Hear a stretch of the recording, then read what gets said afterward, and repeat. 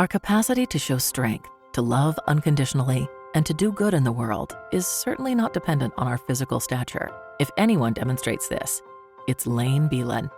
Born premature at 22 weeks, weighing only 1 pound, 13 ounces, he was not expected to survive, but he did. His joy for life was inspirational, and his impact on the lives of others was nothing short of heroic. Lane was born on November 28th, 2012.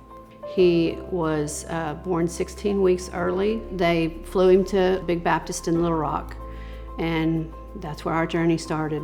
It was such a roller coaster, but you held on to those high points so hard. 136 days we made, and we got to take him home. Once he could be Lane and he wasn't so sedated or wasn't on a ventilator, Lane loved life. He was kicking and playing, and he was the light that lit up every room. He loved to be loved, and he smiled. Oh, he smiled.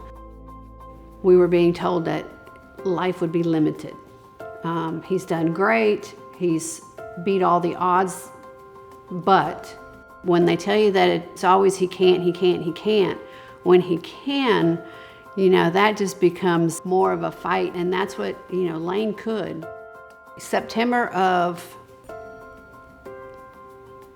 2015, Lane was having a lot of seizures.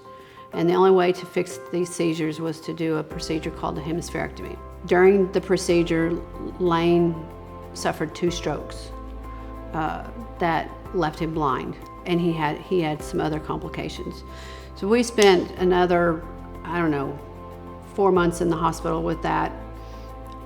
True Lane fashion, he came out doing great. We went back in for our boost in April of 2017. Lane wasn't responding at all. We'd been there not quite a week, and the doctor came in and she thought he had about 6 more months. She said, we'll let you go home and you can do everything that we're doing. So I said, great. That night came, everything was the same. One of the nurses came in and held Lane while I went and packed the car. And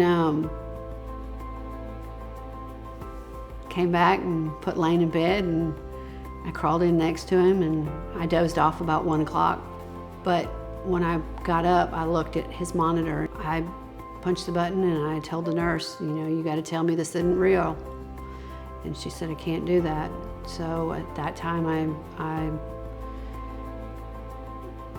knew he was going home, but he wasn't going home with me. When Lane decided it was time to go home, the palliative care nurse came in and told me that he could not be an organ donor. And then a little while later, another hour or so later, she came back and she said he could be a donor, but he was not able to donate organs. He could only donate his tissues. It is actually really common for someone not to be able to donate organs, but to be eligible to donate tissue. In Lane's case, he was able to donate his heart for valves, and 2 life-saving grafts were made for somebody who needed a valve transplant.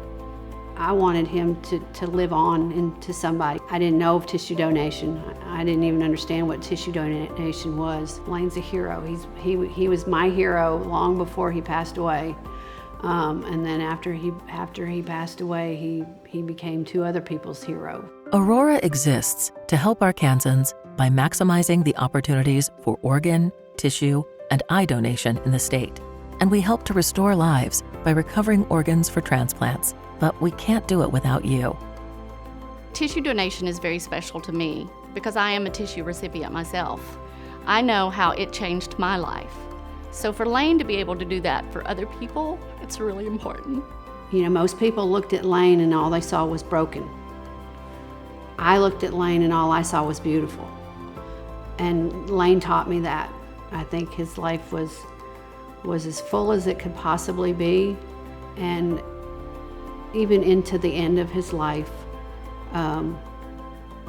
he gave. Because of you, honoring the lives of people like Lane is possible. Register to become an organ, tissue, and eye donor.